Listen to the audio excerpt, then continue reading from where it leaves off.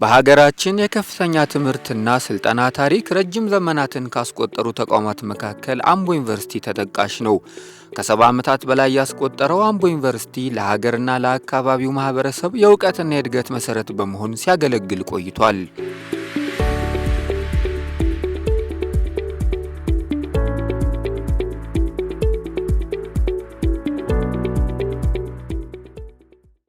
በሕዝብ ተወካዮች ምክር ቤት የሰው ሀብት ልማት ስራ ስምሪትና ቴክኖሎጂ ጉዳዮች ቋሚ ኮሚቴ የዩኒቨርሲቲውን የመማር ማስተማርና አጠቃላይ የስራ እንቅስቃሴ ለመመልከት ያለመ መስክ ምልከታም በአምቦ ዩኒቨርሲቲ አድርጓል። ይህ ቋሚ ኮሚቴ የተሰጠው ኃላፊነት አስፈጻሚውን ተቋም መከታተልና መቆጣጠር ነው፣ ህግ ማውጣት ነው፣ የፓርላማ ዲፕሎማሲ ስራ መስራት ነው። ከዛ ባለፈ ደግሞ የህዝብ ውክልናን ይሰራል።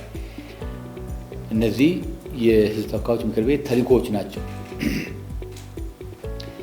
የኛ መንግስት ደግሞ በሶስት የመንግስት አካላት የተደራጀ ነው። አስፈጻሚው አካል አለ። አሁን እኛ የምንከታተለው የኛ ቋሚ ኮሚቴ ስር ያሉት የትምህርት ሚኒስቴር፣ የስራና ክህሎት ሚኒስቴር፣ የኢኖቬሽንና ቴክኖሎጂ ሚኒስቴር፣ የሲቪል ሰርቪስ ኮሚሽን እና የአፍሪካ አመራር ልቀት አካዳሚ ናቸው። እነዚህ በአቅም ግንባታ ላይ ትኩረት ያደረጉ አብዛኛው በሰው ሀብት ላይና ቴክኖሎጂ ላይ ትኩረት ያደረጉ ናቸው። የመጣንበትን ምክንያት አጠር አድርጎ የተከበሩ አቶ ታደሰ ያቀርቡልናል።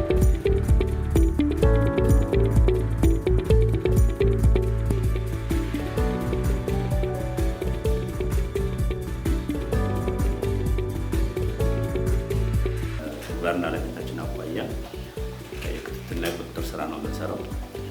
እሱን ለመስራት እና ለማየት ነው የመጣ ነው። እንደሚታወቀው የአምቦ ዩኒቨርሲቲ በዲፈረንሺዬሽኑ የአፕላይድ ዩኒቨርሲቲ ነው። እሱ ጋር ተያይዞ የምንመለከታችን ዓላማ ያደረጋቸው ነገሮች አሉ። አንዱ አሁን እንዳልኩት ከዲፈረንሺዬሽኑ አቋያ በምን ሁኔታ ላይ ይገኛል የሚለውን እሱን ማረጋገጥ ነው የሚሆነው።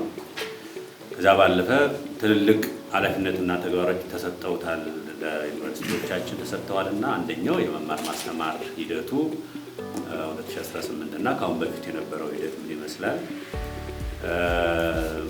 መማር ማስተማሩ ደግሞ በጥናትና ምርምር የተደገፈ የጥናትና ምርምር ችግር ፈች ጥናትና ምርምር ከማድረግ አኳያ ይህንን ምርምር ደግሞ ወደ ማህበረሰቡ ወስዶ የማህበረሰብ አገልግሎትን ከመደገፍ አኳያ ተሰውነት ነው የምናየው። ሌላው የመልካም አስተዳደር የአገልግሎት አሰጣጥና መልካም አስተዳደር ስራዎች ምን ይመስላሉ እንደ ተቋም። የዚህ ጥቅል ውጤት ደግሞ የተማሪዎች ኤግዚት ኤግዛም ከ2015 ጀምሮ ያለው ምን ይመስላል እንደዚህ ነው። ሰብሰብ ያሉ ዓላማዎችን መሰረት አድርገን ነው የምናየው።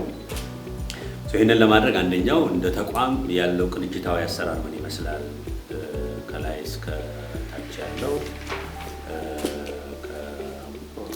ከቦርድ አንስቶ እስከ ተማሪዎች አደረጃጀት ድረስ እሱ በምን መንገድ ላይ ይገኛል የሚለውን ማየት ነው።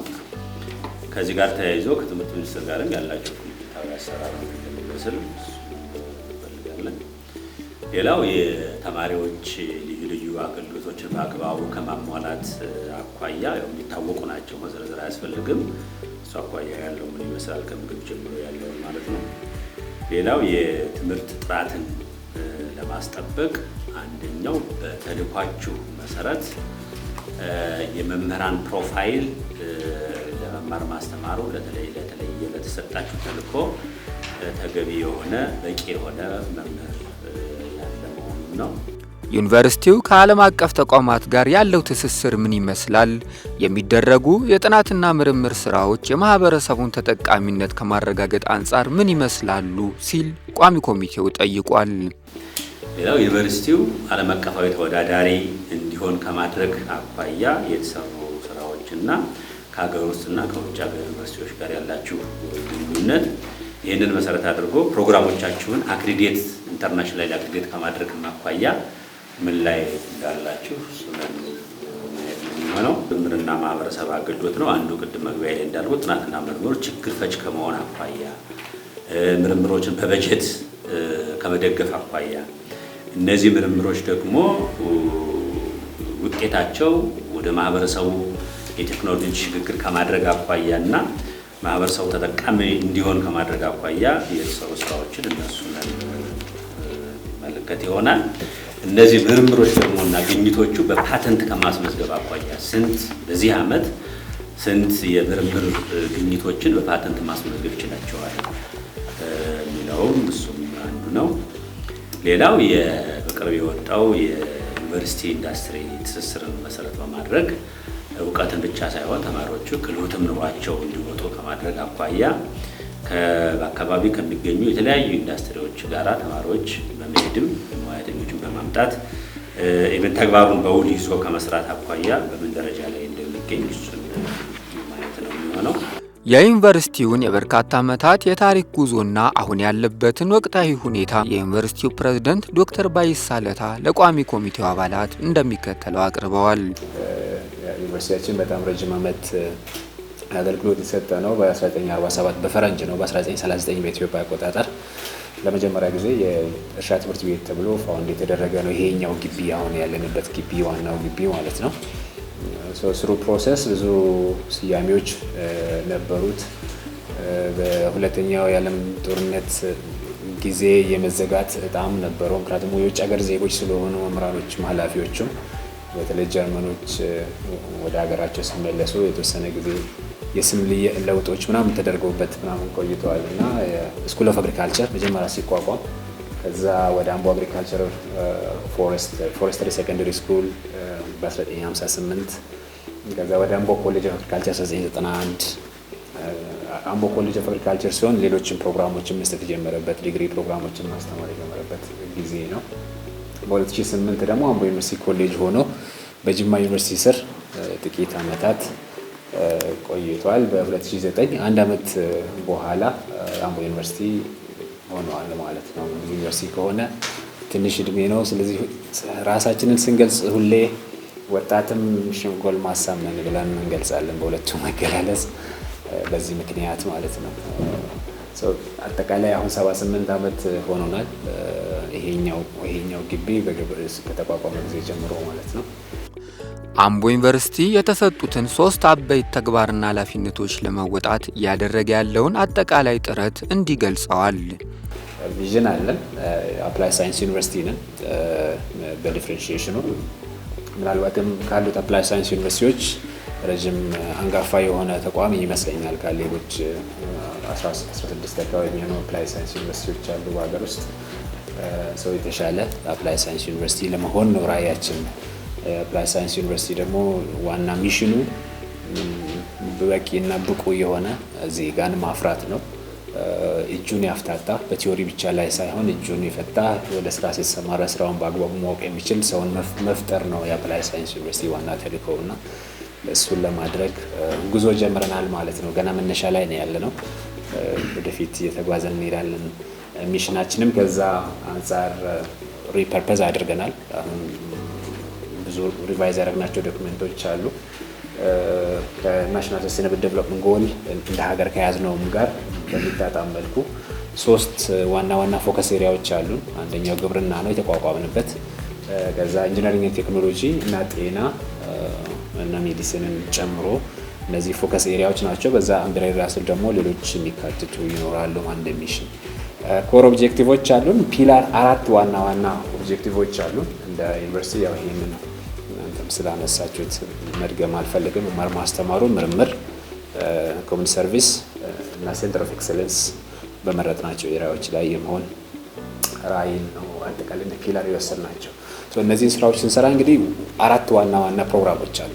በአጠቃላይ እንደተቋም ስራ አመራርና አስተዳደሩ አለ፣ መማር ማስተማሩ አለ፣ ምርምርና ማህበረሰብ አገልግሎቱ አለ። እነዚህ 3 ፒላሮች አሉን ማለት ነው በአጠቃላይ። እነዚህን ስራዎችን ለመስራት እንግዲህ ስትራቴጂክ ግቦች ያስፈልጉናል። ይሄንን ኦልሬዲ ያስቀምጠናል። ኢላማዎች አሉት፣ ኪ ፐርፎርማንስ ኢንዲኬተሮች አሉት። ምን ብንሰራ ምን አቺቭ እናደርጋለን የሚል በየአመቱ ሪቫይዝ የሚሆን ለዚህም ደግሞ ስትራቴጂክ ግቦችን አስቀምጠን እየሰራ እንገኛለን።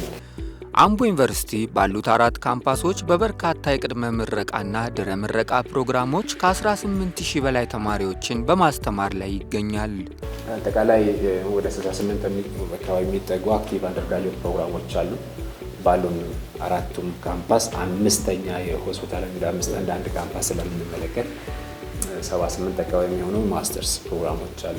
10 ፒኤችዲ ፕሮግራም አለን። 4 ስፔሻሊቲ ፕሮግራም አለን። በጤና ዘርፍ ስፔሻሊቲ ትምህርትም ስለምናስተምር አሁን ከረንትሊ ከኤክስቴንሽን ሰመርንም ጨምሮ ወደ 18000 አካባቢ የሚሆኑ ተማሪዎች አሉ፣ ሬጉላርን ጨምሮ ማለት ነው።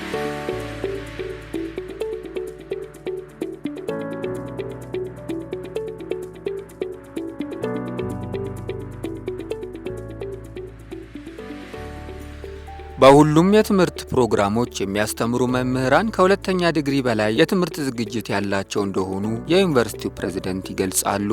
ስታፍ ውስጥ 73%፣ 72 አካባቢ 73% ማስተርስ ሆልደር ናቸው። 21% ፒኤችዲ እና ከዛ በላይ ያላቸው ስታፍ አሉ። 4.5 4.7 አካባቢ የሚደርስ የመጀመሪያ ዲግሪ ያለን። ይሄ የመጀመሪያ ዲግሪ ክላስ የሚያስተምር አይደለም፣ ግን ጤና ኮሌጅ ስላለን የመጀመሪያ ሐኪሞች ወይም ዶክተሮች በመጀመሪያ ዲግሪ ስለሆነ እንደ ሌክቸረር የሚቀጠሩት እነሱ ስለሚቆጠሩ ነው እንጂ ሌላ ዲፓርትመንት ላይ መጀመሪያ ዲግሪ የሚያስተምር ስታፍ የለንም። ሌላ ፕሮግራም ላይ አይፈቀድም። መጀመሪያ ዲግሪ ቢቀጠርም ወደ ትምህርት ነው የሚላከው እንጂ ክላስ አያስተምርም። አይ ቲንክ ጥሩ ፕሮግረስ እያደረገን ነው። እኛ እንደ አፕላይድ ሳይንስ ዩኒቨርሲቲ 21% ፒኤችዲ እና ከዛ በላይ ስታፍ አለን። 200 የሚጠጉ ፒኤችዲ ስታፍ አለን አሁን ከረንትሊ ማለት ነው። በትምህርት ላይ ያሉም እንደዚሁ አሉ። 340 አካባቢ የሚሆኑ መምህራን ፒኤችዲ በብዛት ፒኤችዲ የሚማሩ ናቸው። ከአህጉራችንና ከዓለም አቀፍ የትምህርት ተቋማት ጋር ዩኒቨርሲቲው ያለው ትስስር ተመራጭነቱን በማሳደግ ለዩኒቨርሲቲው ሀብት በማምጣት ላይ እንደሚገኝም ተገልጿል። ለአዲስ ኤምኦዩ ተፈራርመናል ከነሱ ጋር።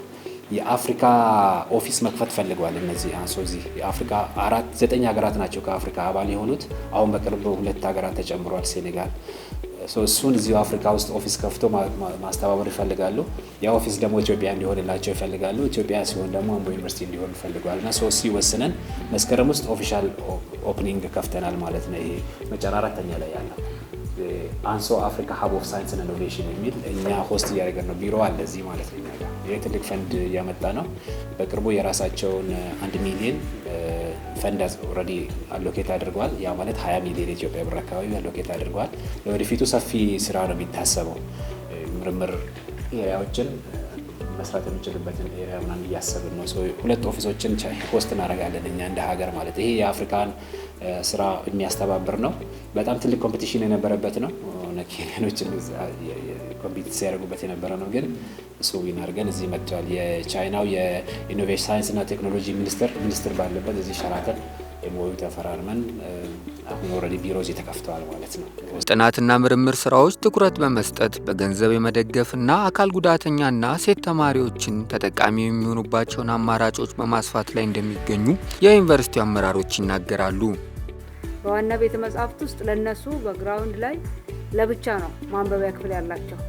የማየት የተሳናቸው ለብቻ፣ ሌሎች ፊዚካል ዲስኤቢሊቲ ያላቸው ለብቻ፣ የተለያየ ቤተ መጻሕፍት አላቸው ማለት ነው።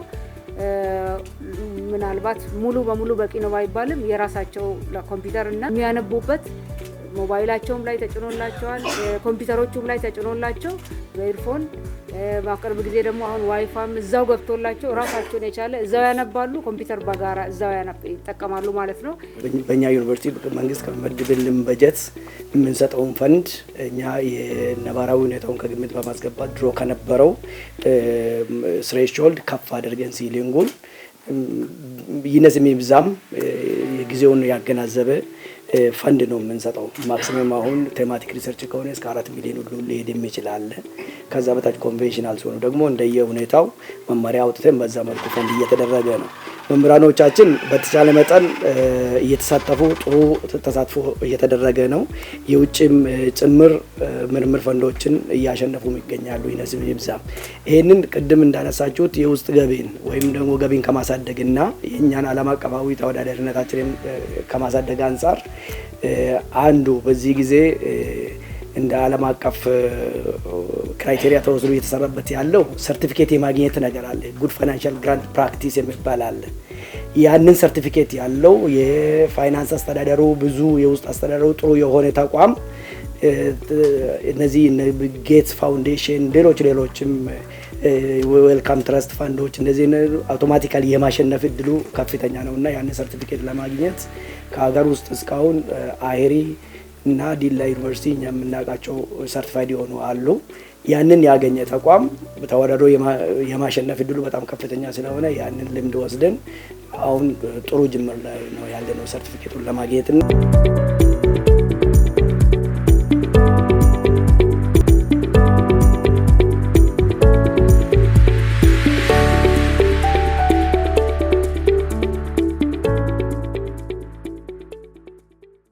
ዩኒቨርሲቲው በአካባቢው መኖሩና ላለፉት ዓመታት ለአካባቢው ማህበረሰብ የሚሰጠው ጉልህ ጥቅም አበረታች መሆኑን የቋሚ ኮሚቴው ሰብሳቢ ዶክተር ነገሪ ሌንጮ ገልጸዋል።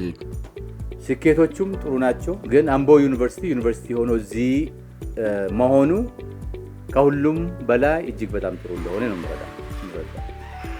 ዩኒቨርሲቲው በዚህ ከተማ ዩኒቨርሲቲ ሆኖ መቆሙ ራሱ ለኔ ትልቅ ዜና ነው።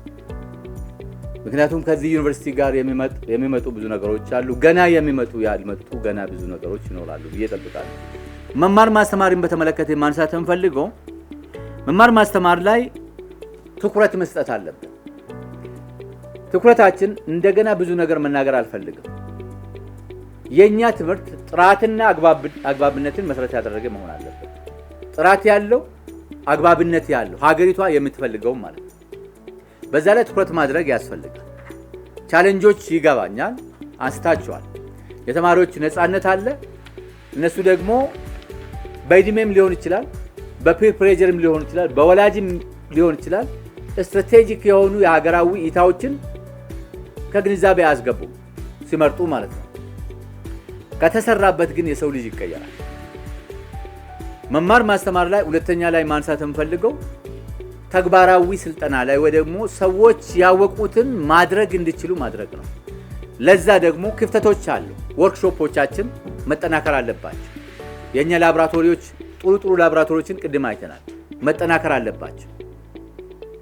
የዩኒቨርሲቲ ኢንዱስትሪ ሊንኬጅ አዋጅ አለ፣ አዋጅ አውጥተናል። ያም ማጠናከር ያስፈልጋል። ፕራክቲካል ትሬኒንግ፣ የኢንተርንሺፕ የኤክስተርንሺፕ ሀብት ይፈልጋል። ለዛ ደግሞ የሀብት ምንጭም ያስፈልጋቸዋል። በጀት ብቻ አይደለም። ትልቅ ሀብት እኮ አይምሮአችን ነው። እዚህ እኮ መፍጠር እንችላለን፣ ብዙ ነገሮችን መፍጠር እንችላለን። እሱን አስበን ፕራክቲካል ትሬኒንግ ነው። ከዚህ በፊት እንደምታውቀው በብዛት መናገር የሚችሉ ሰዎችን ነው ኢትዮጵያ ያፈራቸው። ጊዜው ያንን ስለሚፈልግ ማለት ነው። አሁን ደግሞ መፍጠር የሚችሉ ኢኖቬቲቭ የሆኑ ትውልድን ነው የምንፈልገው ብሎ አቅጣጫ ተቀምጦ ሀገርም ያንን ነው የምትፈልገው። እንዲሁ በዲሞክራሲ በፖለቲካ ስም ሬቶሪክ ብቻ ላይ ፎከስ በማድረግ ለውጥ የማያመጡትን አይደለም የሚሰሩ እጆች ቅድም አንስታችኋል። ቤዚክ ሳይንስ፣ ማትስ፣ ፊዚክስ፣ ኬሚስትሪ፣ ሌሎችን ሳይንሶች ሃርድ ሳይንሶችን እየተመረጠ አይደለም። ያው ችግሩ ይገባቸዋል። የተሻለ ህይወት ፍለጋ የተባለው እውነት ይሄ የተሻለ ህይወት ፍለጋ ጤናማ ነው ወይ የሚለውን መመርመር ያስፈልጋል። ለተማሪዎች በዩኒቨርሲቲው የሚቀርቡ አገልግሎቶች አበረታች ቢሆኑም ከምግብ ከሕክምና ጋር በተያያዘ የሚነሱ የጥራት ጥያቄዎች ላይ ክትትል በማድረግ በትኩረት እንዲሰራ ቋሚ ኮሚቴው አሳስቧል። በተለይ ተማሪዎች ዶርምተር የሚያስተባብሩ ሰራተኞቹ ተማሪዎችን በአግባቡ አለማስተናገድ የሚሉ ጥቆማዎች ስላሉ እሱ አካባቢ ላይ በደንብ ቼክ ማድረግ ያስፈልጋል። መድኃኒትም ላይ እኔዛ ጉደር ካምፓስ ላይ ያየነው ክሊኒክ ልክ ጤና ጣቢያ የሚሆን በጣም ደስ የሚል እንትና ያለው ግን የመድኃኒት እጥረት እንዳለ አሁን ተማሪዎች ያነሳሉና እሱ አካባቢ ላይ ያለውን ነገር በደንብ ማየት ያስፈልጋል። ከተግባር ትምህርት አኳያም የፊልድ ወርክ ላይ እጥረት አለ ብለው ያነሳሉ ተማሪዎች። በተለይ ጆርናሊዝም አካባቢ ሱሱ አካባቢ የሚነሱ ነገሮች ስላሉ በሁሉም የትምህርት ክፍል ላይ ወስዶ በተለይ ከኢንዱስትሪ ጋር ከማስተሳሰብ የተግባር ትምህርት ከመስጠት አኳያ ምን ደረጃ ላይ ነው ያለነው የሚለውን ነገር እንደ አመራርም እንደ ትምህርት ክፍልም በደንብ ለይቶ መስራት በጣም ያስፈልጋል የሚል ሀሳብ ይኖረኛል። የበጀት እጥረት እንዲሁም የሪፈራል ሆስፒታሉ በጀት ከዩኒቨርሲቲው ከ30 በመቶ በላይ የሚሆነውን በጀት መውሰዱ ዩኒቨርሲቲው መስራት በሚገባው ልክ እንዳይንቀሳቀስ እንቅፋት እየሆነ መምጣቱን የዩኒቨርሲቲው ፕሬዝዳንት ዶክተር ባየሳ ለታ ገልጸዋል። ከበጀት ጋር ተያይዞ ያለው ነገር ነው። ቅድም ከቤቱም ለማንሳት ሞክረዋል በተደጋጋሚ በጀት እንግዲህ አምቦ ዩኒቨርሲቲ ያው እንዳያችሁት አንድ ዩኒቨርሲቲ አይደለም እኛ ብለን የምንለው 5 ካምፓሶች አሉን። ከሆስፒታሉ ጋር ተደምሮ የበጀት ቀመሩ ሲሰራ ግን ይሄን መሬት ላይ ያለው ተጨባጭ ነገር ታሳቢ ያደረገ አይደለም የሚል ቅሬታ ሁሌ እናቀርባለን። ገንዘብ ሚኒስቴርም የበጀት ዲፌንስ ሲኖር ይሄንን በማስረጃ ጭምር አስረድተን ለማስረዳት እንሞክራለን። ብዙ ጊዜ ይሄ ምን አምጥቷል? ለምሳሌ እኛ ከሚመደብልን በጀት 30% ከ30 እስከ 33% የሚሆነው ሆስፒታል ነው የሚወስደው። ማለት ለዩኒቨርሲቲው የተሰጠውን በጀት 30%ን ለሆስፒታል እንሰጣለን ማለት ነው። 300 እስከ 400 ምናምን ሚሊዮን በቂ አይደለም። ሆስፒታሉም እየተቸገረ እኛም ስራ መስራት እያቃተን ለዩኒቨርሲቲ የተሰጠውን ለምርምር ወይ ለማህበረሰብ ለሌላ ነገር ማዋል የምንችለውን ለሆስፒታል እንሰጣለን። ሆስፒታል ሌላ ነው እያልኩኝ አይደለም፣ ግን ሆስፒታል ራሱን የቻለ በጀት ሊኖረው ይገባል የሚል ክርክር አለን ሁሌ። ይህንን እናንተም በደንብ የምታውቁት ነገር ነውና ከትምህርት ሚኒስቴርም ከገንዘብ ሚኒስቴርም እንደዚሁ ከጤና ሚኒስቴር ጋር ብዙ ጊዜ ውይይቶችን አድርገናል። ይህንን ያው ወደፊት እንደሚስተካከል ተስፋ እናደርጋለን። ሆስፒታል እንደ አንድ ሰርቪስ እንደሚሰጥ የኛ ሪፈራል ማስተማሪያ ሪፈራል ሆስፒታል ነው። ነገር ግን ደግሞ ማስተማሪያ ሪፈራል ሆስፒታል ነን ብለን በራችንን ዘግተን ይህንን ማህበረሰብ ላይ መቀመጥ በጣም ከአእምሮ በላይ ስለሚሆን ሰርቪስ እንሰጣለን። ሰው የመጣውን ሰው በሙሉ ነው የምናከመው። ሪፈራል ስማችን ነው፣ ግን የሪፈራል ስራ አይደለም እየሰራን ያለ ነው። በዛ ልክ ታይቶ ልክ ለሌላውን ሆስፒታል በጀት እንደሚያዝ ራሱን የቻለ በጀት ቢያዝ ለምርምር አሁን ቅድም ስነሳ የነበረውን በጀት አናጣም ነበር። እንደ ዩኒቨርሲቲ ለማህበረሰብ አገልግሎት የምንይዘውን በጀት አናጣም ነበር እና ይሄ ሆስፒታል ያላቸው ዩኒቨርሲቲዎች በሙሉ ያሉበት ችግር ነው። ይሄንን ምናልባት በእናንተ በኩልም ብዙ ጊዜ እንደምታነሱት እርግጠኛ ነኝ።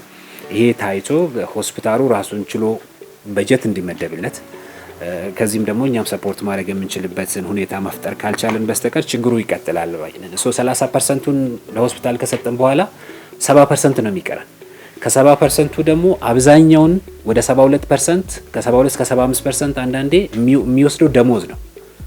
ለሌላ ስራ ማስኬጃ የሚቀረን 25% አንዳንዴ እስከ 20% የሚሆን ነው። ከ2 ዓመት በፊት ከአቅማችን በላይ ሆኖን በቃ ይሄ ስራ መስራት አንችልም ስንል ሌላ ተጨማሪ በጀት የተፈቀደልን በመንግስት ውሳኔ ሚኒስትሩ ጋር ገብተን ማለት ነው። ይሄ ትልቅ ማነቆ ሆኖናል። እኛ ያችን 25% ነው እንግዲህ ለሁሉ ነገር ዲስትሪቢዩት የምናደርገው። በህጉ መሰረት የምርምር በጀታችን 5% የመደበኛ በጀት 5%ን ለምርምር ማስቀመጥ ነበረብን። ነገር ግን ሌላ ስራ መስራት ካልቻለን ምርምሩን ደግሞ መስራት ስለማንችል ያለችንን ብር ስለምናከፋፍል ከፍተኛ የሆነ የበጀት እጥረት ውስጥ ገብተናል ማለት ነው። ይሄ እንደ ከፍተኛ ትምህርት ተቋም የዩኒቨርሲቲያችንም ስፋትም አንጻር ያ ችግር ውስጥ እንዳለን እንድትገነዘቡልን ስለፈለግኩ ነው ያን ነገር ማነሳውና ሌላው እንደፈለገን ስራዎችን እንዳንሰራ ግቢም እንዳያችሁት ሰፋ አድርገን መስራት እንዳንችል የሚያግዱን ነገሮች አሁን ያለን ፕሮጀክቶች ናቸው። እነዚህ ግዙፍ ፕሮጀክቶች ናቸው። ያው እንደምታውቁት በመንግስት ደግሞ የተወሰነው እነዚህ ያሉት ፕሮጀክቶች ሳያልቁ ሌላ ፕሮጀክት መያዝ አንችልም። አይሲቲ መሰረተ ልማት፣ እነዚህ ክላስሩም፣ ስማርት ክላስሩም ጋር ተያይዞ ያሉ ነገሮችን መስራት እንዳንችል አሁን በእጃችን ያሉት ፕሮጀክቶች ወደ 10 ቢሊዮን ብር አካባቢ ይጠጋሉ። ትልልቅ ግዙፍ ፕሮጀክቶች ስለሆኑ እነሱ አንቆ ይዘውናል ማለት ነው። መንግስት ድጋፍ አድርጎ እነዚህ ፕሮጀክቶች በአጭር ጊዜ ውስጥ ማለቅ የሚችሉ ናቸው። እናንተም እንዳያችሁት ድጋፍ ግን ይፈልጋል። ፊኒሺንግ ላይ ሲሆን ደግሞ ካሽ ኢንቴንሲቭ ነው በጣም። ያንን አድርገን ፕሮጀክቱን ማስወጣት ብንችል አንደኛ መንግስትንም ከወጪ እንቀንሳለን፣ ፕሮጀክቶቹም ደግሞ ያለ አግባብ እንዳይጓትቱ እናደርጋለን። እኛም በአንድ ዲፓርትመንት ውስጥ በአንድ ቢሮ ውስጥ 30 ሰው 40 ሰው ማስቀመጥ ከዛ ውስጥ እንወጣለን ብለን እንገምታለን። የኛ ዋናው አላማችን እሱ ስለሆነ ማለት ነውና በዚህ ረገድ የእናንተን ትብብርና ድጋፍ እንፈልጋለን ብቻ ለማለት ነው። በዩኒቨርሲቲ የመውጫ ፈተና በበርካታ የትምህርት ክፍሎች አመርቂ ውጤት እየተመዘገበ ይገኛል የተባለ ሲሆን ደካማ ውጤት ያላቸው የትምህርት ክፍሎችን በመለየት ውጤቱን ለማሻሻል እየተሰራ ይገኛልም ተብሏል። ከኤግዚት ኤግዛም ጋር ተያይዞ ምናልባት ሚስ አንደርስታንዲንግ እንዳይኖር አቨሬጁ ነው 72%። ያ ማለት ወደ 68 65 አካባቢ የሚሆኑ ትምህርት ክፍሎች አሉ። በርካታ 100% ያሳለፉ ትምህርት ክፍሎች ለምሳሌ ጤና አካባቢ 100% ነው በብዛት የሚያሳልፉ። ህግ አካባቢ 100% ነው። ሌሎችም ኤፍቢአይ አካባቢ 100% ናቹራልም አካባቢ ኢንጂነሪንግ ሁሉም ኮሌጆች ላይ 100% የሚያሳልፉ ትምህርት ክፍሎች አሉ። 60 50 የሚያሳልፉ ደግሞ አሉ። እነሱን ለይተናል። ችግራቸው ምንድን አቨሬጅ ስንወስድ ግን ከላይ 100% ያመጡ 90% ያመጡትን ወደ ታች ስለምስብ 72% ያልነው አቨሬጁ ነው እንጂ ትልቁ 100% አለን። ብዙ ዲፓርትመንቶች 80 አለ፣ 70 አለ፣ 90% አለ፣ 50% በታች የለንም። 60% አካባቢ አለ። እሱ አግሪጌት ሲደመር አንድ ላይ በርካታ ትምህርት ክፍሎች ስላሉ ሲደመሩ ያንን አምጥተዋል ማለት ነው። የኛ አላማ ግን 100% ማሳለፍ ነው ሁሉም ትምህርት ክፍሎች። ይህንን አሳይመንት ሁሉም ትምህርት ክፍሎች እንዲወስዱ አድርገናል። የራሱን ተማሪ ማሳለፍ የማይችል ትምህርት ክፍል መቀጠል እንደማይችል ከዚህ ቤት ጋር ተስማምተናል። በዛ ልክ ጥረት እየተደረገ ነው። በዛ ልክ ልፋት አለ። ነገር ግን ደግሞ በሚፈለገው ልክ ልጆቹ ስላልመጡ ነው እንጂ ቱቶሪያል እንሰጣለን። አሁንም ይሄንን ስራ እንደ ግብዓት ወስደን አጠናክረን እንደ አሳይመንት የምንሄድበት መሆኑን በዚህ አጋጣሚ ለመግለጽ ነው።